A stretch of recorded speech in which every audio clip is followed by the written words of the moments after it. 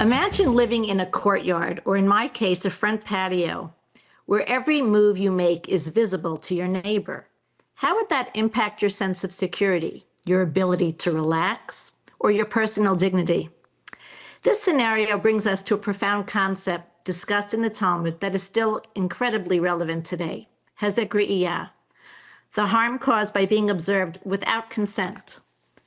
The Talmud, particularly in Masechet Batra, emphasizes the sanctity of private space through this principle. Hezek re'iyah refers to the notion that the invasion of privacy caused by looking into someone else's property is not just an inconvenience. It is considered actual damage. In the Talmudic context, it's not simply about the physical harm one might suffer, but also about preserving personal dignity and the quiet enjoyment of one's space. This principle highlights an important insight. Privacy is not only a matter of preventing physical harm, it's about protecting a person's ability to maintain their dignity. It serves as a foundation for understanding how we should interact with others, respecting their boundaries, and the sanctity of their personal lives. In Bava Batra, the opening sugya discusses a disagreement between two neighbors over the construction of a fence. One wishes to build a fence to block the other's view of his property, but the second neighbor doesn't want to be separated. The rabbis debate whether the first neighbor can force the second to contribute to the cost of building the fence. Some argue that hezek re'iyah is not real damage, and thus does not warrant a legal claim. However, the Talmud concludes that privacy violations do constitute tangible harm, and people are indeed entitled to the privacy of their space. This ruling underscores the importance of safeguarding personal dignity and the right to live without being observed against one's will. Modern examples can help illustrate how this principle applies to our lives today.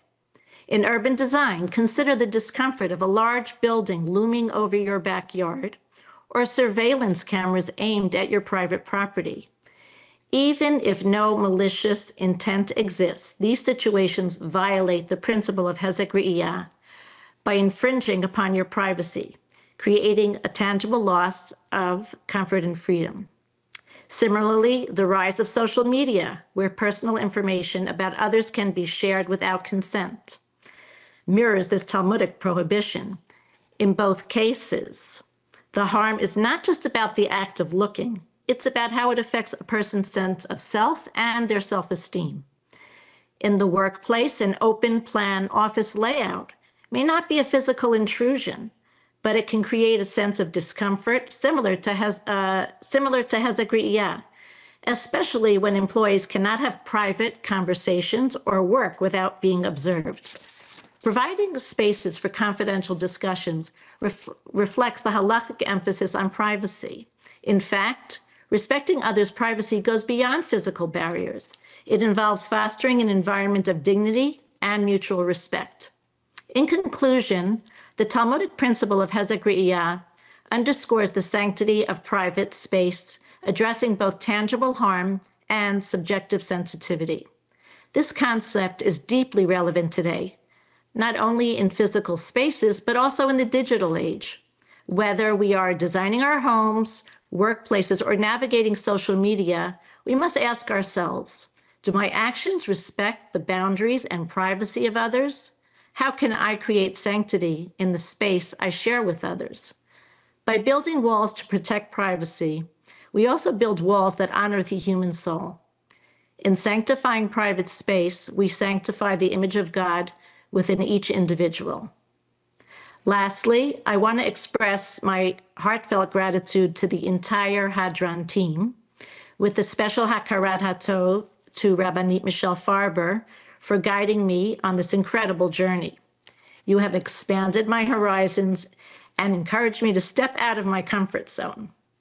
As a young girl studying Talmud, I must admit I wasn't an enthusiastic learner. But Michelle, you've given me a new lease on life when it comes to learning. You've opened up an entire world of Torah knowledge and fostered a sense of community that really has been transformative. To anyone joining us for the first time, I encourage you to dive in. It's never too late to start.